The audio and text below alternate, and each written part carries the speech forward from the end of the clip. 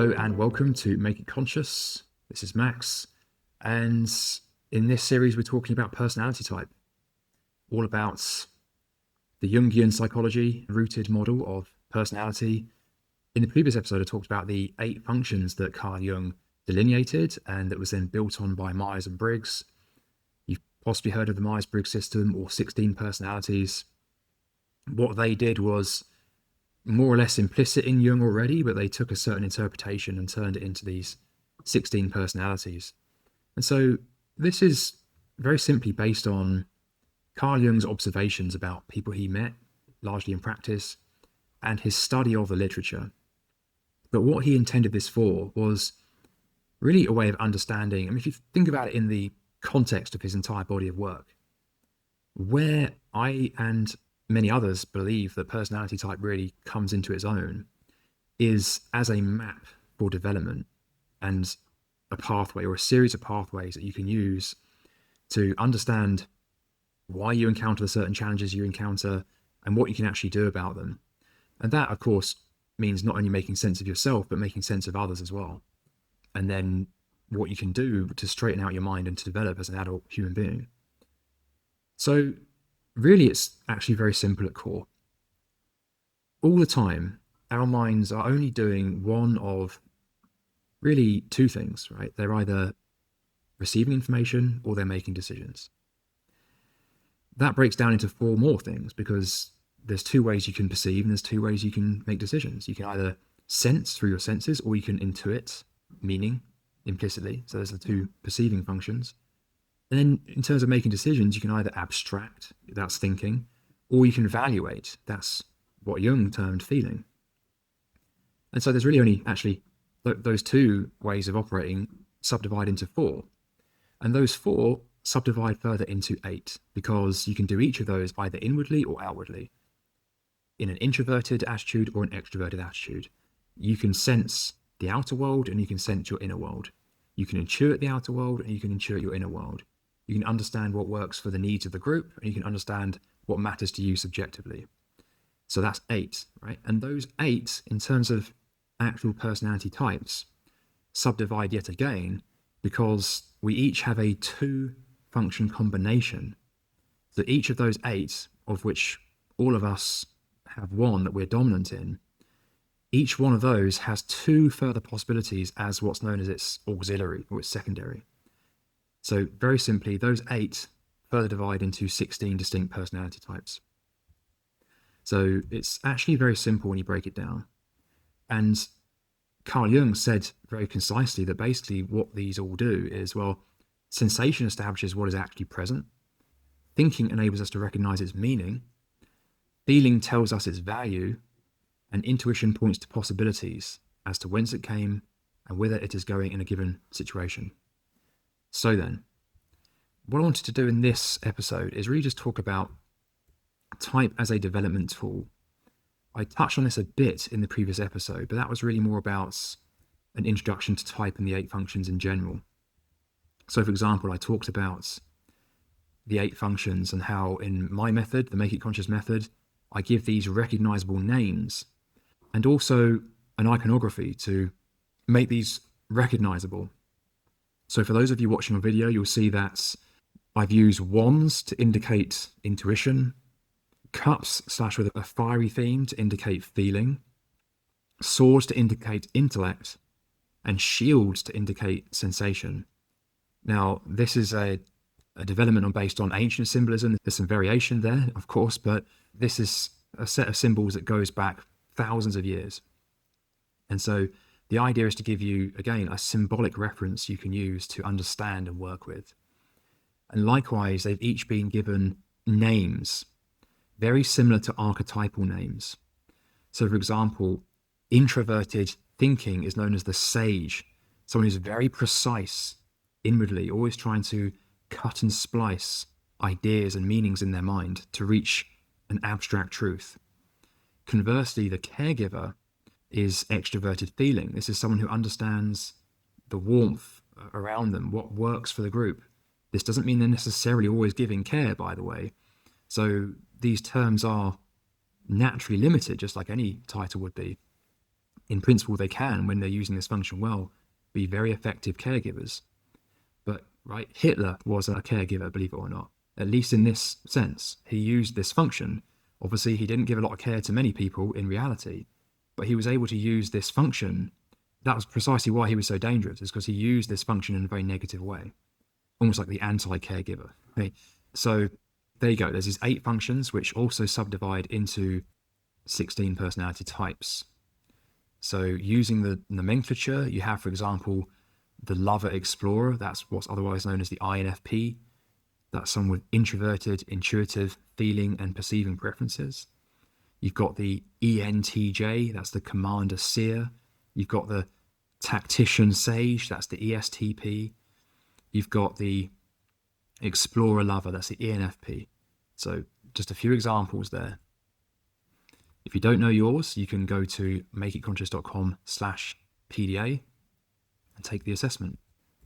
Right, so in this episode, I thought I'd talk more about how type can be used as a development tool.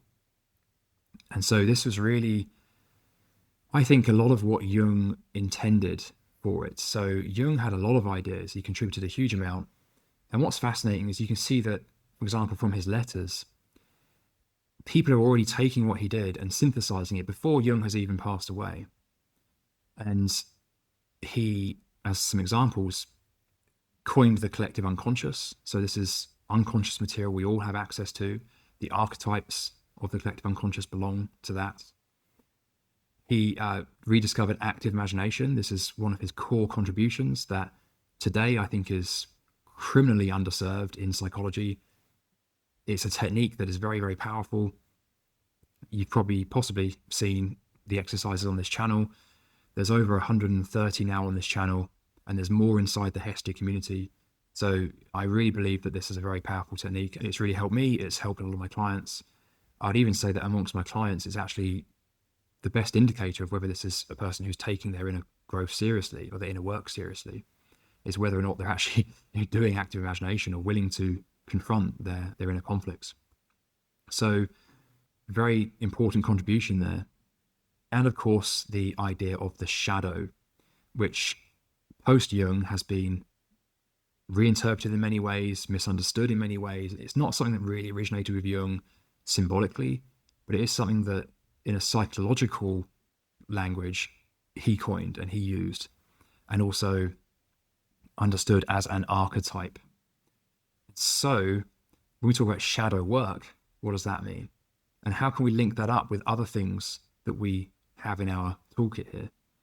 Because Jung discussed the shadow, he discussed active imagination, he discussed personality type.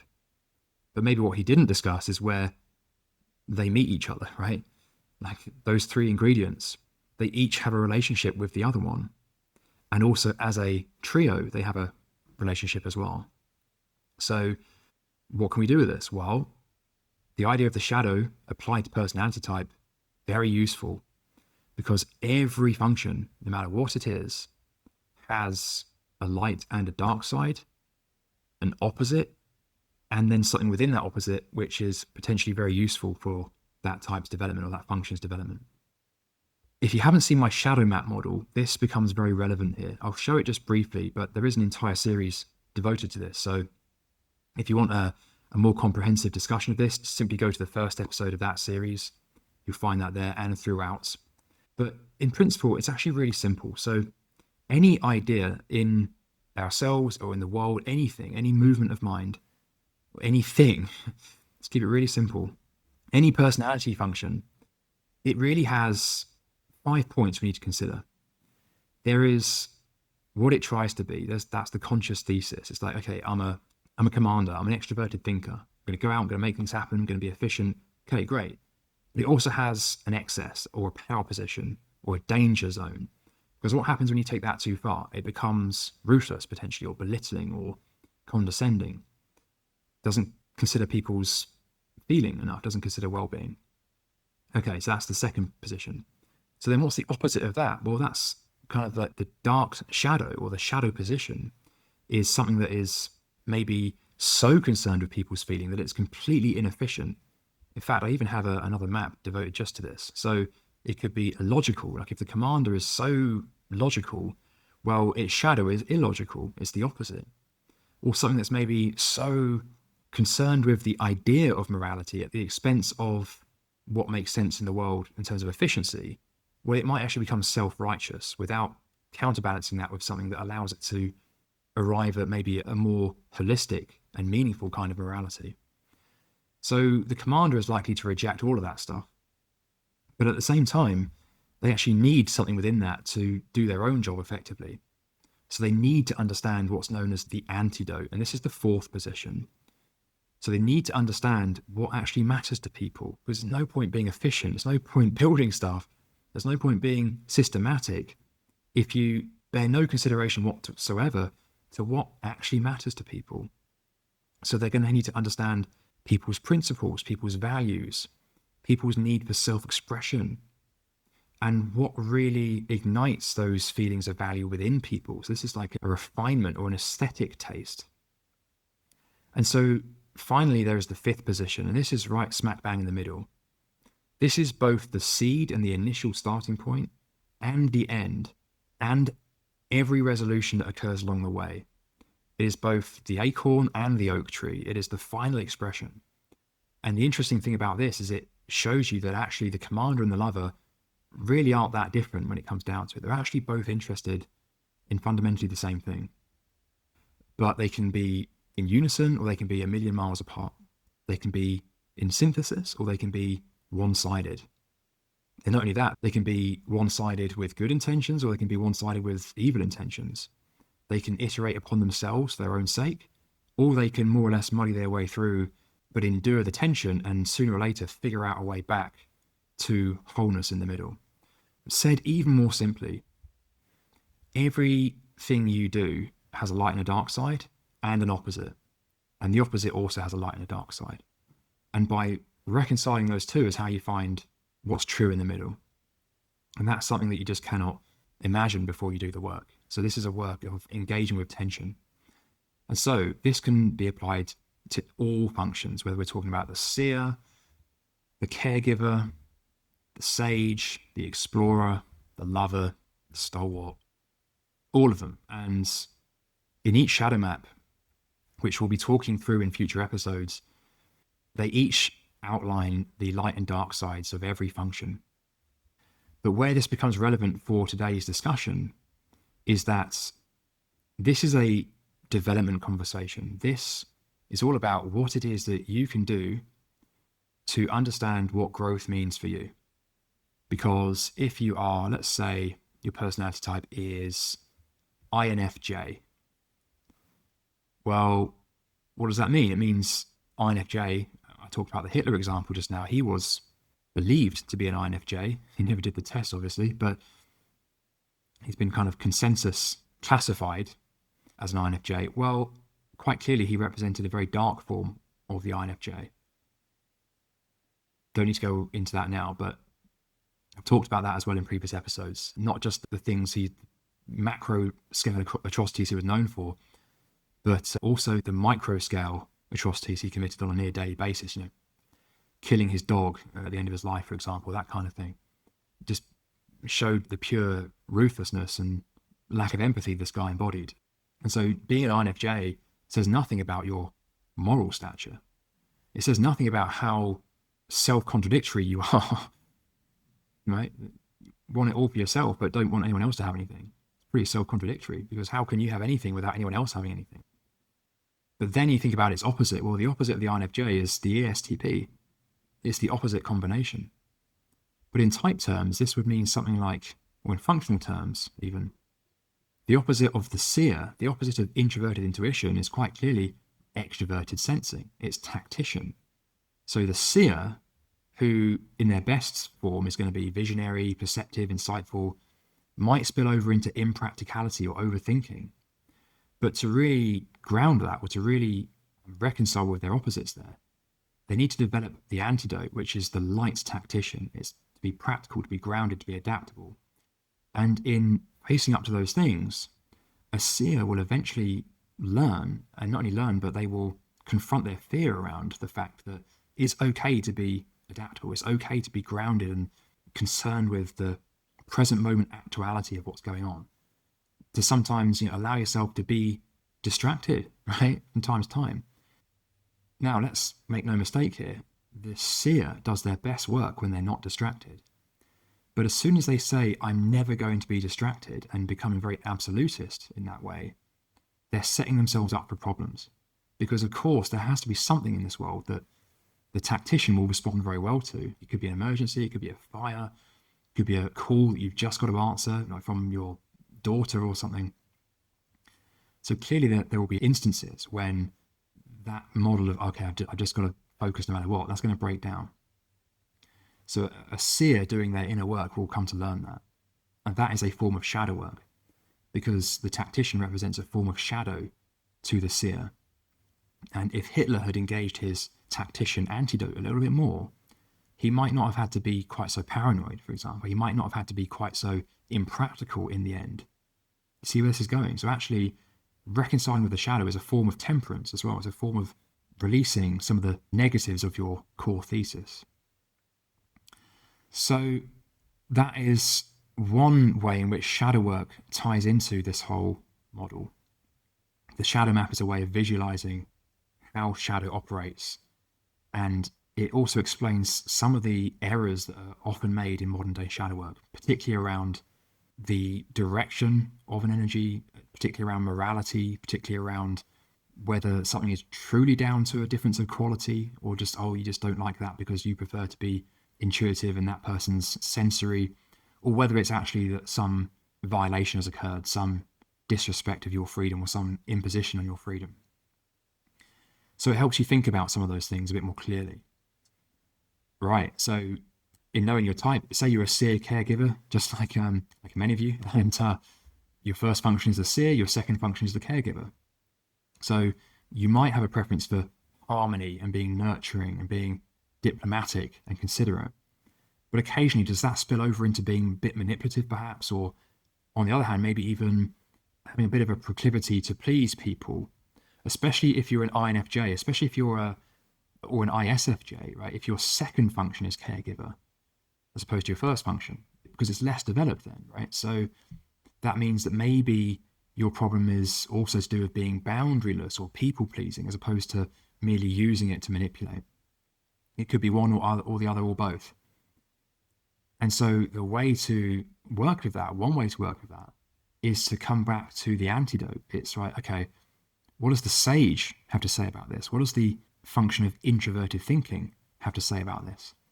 Is it really right or correct that I just try and please everyone else? Does that make logical sense?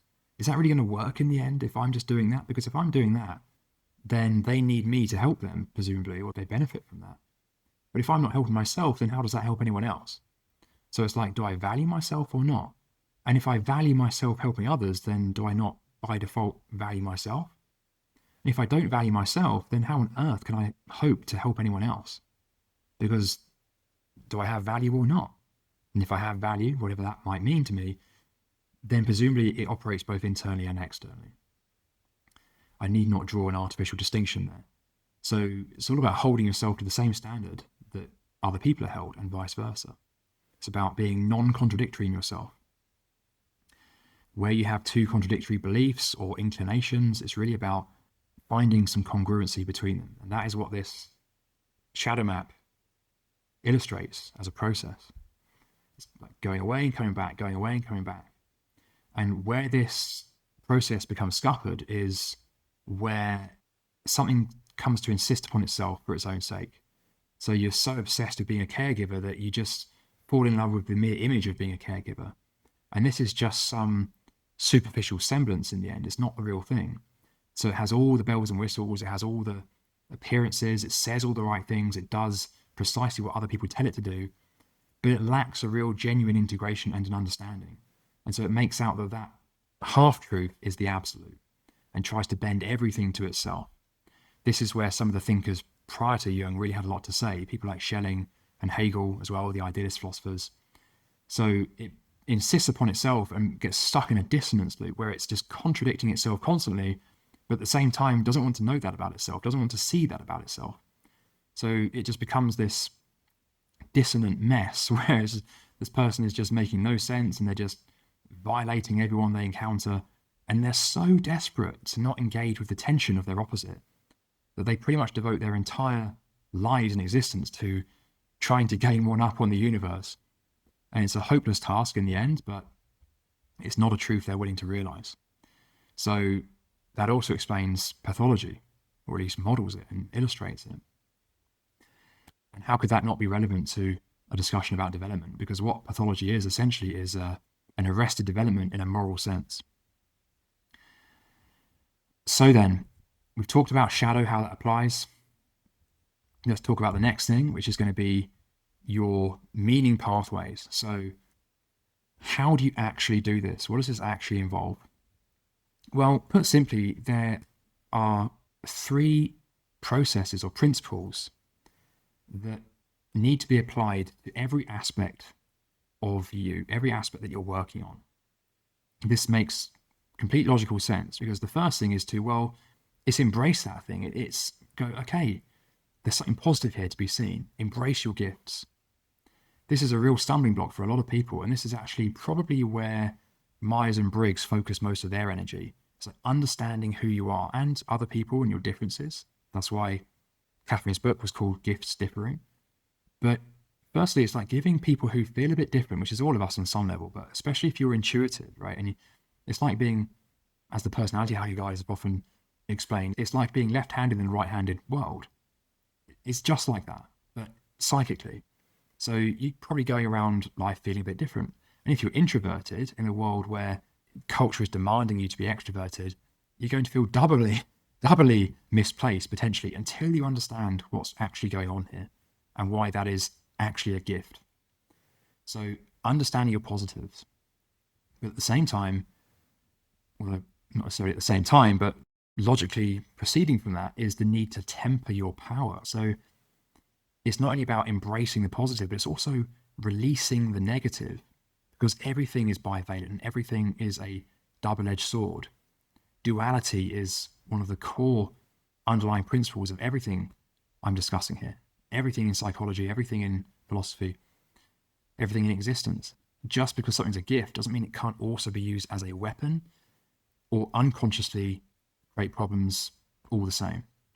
There is the difference of intention there. There is the difference of whether something is just turned up too high or whether it's actually being used in a way to avoid oneself and to try and gain one up on the universe, like I said. So that second meaning pathway is to temper your power, to release the negative. And then the third is to reconcile with the shadow or the opposite. Now, the negative aspect is also a kind of shadow. So there's really like 2 kinds of shadow, because there's the dark form of the thing itself and there's also the opposite.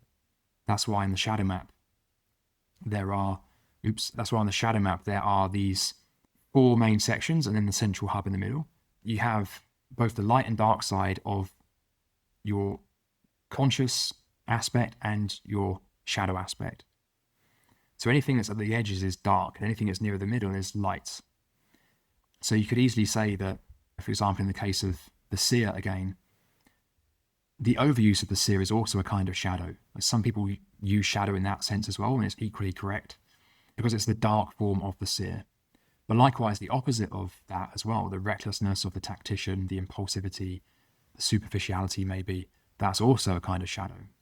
So someone who leads with the seer is quite likely to have disdain for all of that stuff. They have a very deep inner world. And yet, if they deny that about themselves, it's very likely to impose on their experience without their conscious intention. So it's embrace your gifts. That's understand and utilize the positive, develop the positive. That's a really key task that we often lose track of. It's really important. Even someone who leads with the seer still needs to develop the seer way into midlife and beyond. So embrace the positive, temper your power, release the negative. Find a way to temper that, bring that back into moderated use of that energy. So you've got to be conscious of it in order to do that. And then thirdly, reconcile with the opposite. Face the fear of being the opposite, of bringing the opposite into your conscious awareness. So those are the 3. But of course, when you apply that to your 2 main functions, you've then got 6. You've got embrace, temper, and reconcile for both your primary and secondary functions. Hence, at least in terms of your personality type, there are 6 meaning pathways. So how to actually do that? Well, this is where the practices come in. So some time ago, I developed this model, the 7 Habits of Individuation. There's an entire course on that if you want to check it out in Hestia. But for now, I'll simply say that of these 7 habits, which stretch all the way from taking responsibility, that's habit 1, cultivating empathy, all the way into dedicated inner work, active imagination, meditation, and so on. Each of those 7 breaks down into 3 further facets, which attempts to capture all of the practices that might be useful. So the idea is that this is a flexible model on one hand, but also one that you can take value from as you need to for you. And so over time, I started to map these together and think, well, everyone does well to do all of these things. Like, it isn't much use if you're speaking skillfully and managing your state perfectly, but you're not taking responsibility. Like, you might as well do none of it if you're not going to take responsibility, because it will have pretty much the same effect. Because whenever you do speak well, it's like a means to an end attitude, right? I'm only speaking well because it gets me what I want in the end. So it may appear to work, it may produce pleasure and happy feelings in the short term, but in the end, it will come crashing down like a lead balloon. So they all work together in unison. However, certain type combinations have good reason to focus on certain things. And so if you need to, for example, develop your tactician function, well, how can you do that? Well, there's certain kinds of meditation that lend itself to that more than, say, developing intuition. So on this channel, there are many guided exercises you can do. Just recently, I published one called Bear Attention. So that's very good for engaging this sensory function, both internally and externally, as an example. And likewise, active imagination generally is very good for conversing with the implicit realm. It's literally going into your mind, inviting the unconscious to appear and having a dialogue with it. So an effective tool for understanding intuition and the hidden realm. So how that then applies here? Well, internally, I actually have a tool for this. So I don't expect you to go through this with a fine-tooth comb, but basically just to illustrate that the 7 habits can be used to develop each of the functions. And I can use the 7 habits broken down into those 21 facets to work with specific functions. For example, say you want to work on introverted intuition. First thing you got to do is understand that understanding the unconscious as a principle, as an intellectual principle, that's habit 1, facet 1. That's understand the unconscious. Likewise, understanding the forces of Eros and Thanatos, the need to go out, the need to come back. And also, as I just mentioned, performing active imagination or any kind of what I would class as deep inner work. So not just Jungian techniques, but also things like yoga and Qigong.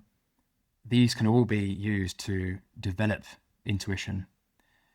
Not least studying tarot, studying astrology, symbolic systems like this, all forms of divination arts. These are all ways of developing that seer function or introvert intuition. And lastly, even just regular meditation as well is very good for developing intuition, because it helps you clear out the clutter in the mind, helps it to run its course. And this necessarily leads to a better understanding of how the mind actually works. You cannot really understand the mind without understanding that there's an unconscious component to it. I mean, it stands to reason. So, with that said, if you'd like to discover your own functional type, or indeed verify it, check out the Personality Dynamics Assessment at makeitconscious.com/PDA. That will give you an instant result as to which of the 16 functional combinations that you are. And if you're interested to go deeper with this and check out the community and the active imagination packs and the self-study program, then that's found in Hestia at hestia.makeitconscious.com. For now, I will thank you for your time and attention, and I look forward to seeing you in a future episode where we're going to be looking into the 8 functions in a little more depth, starting with the seer. So I'll see you then.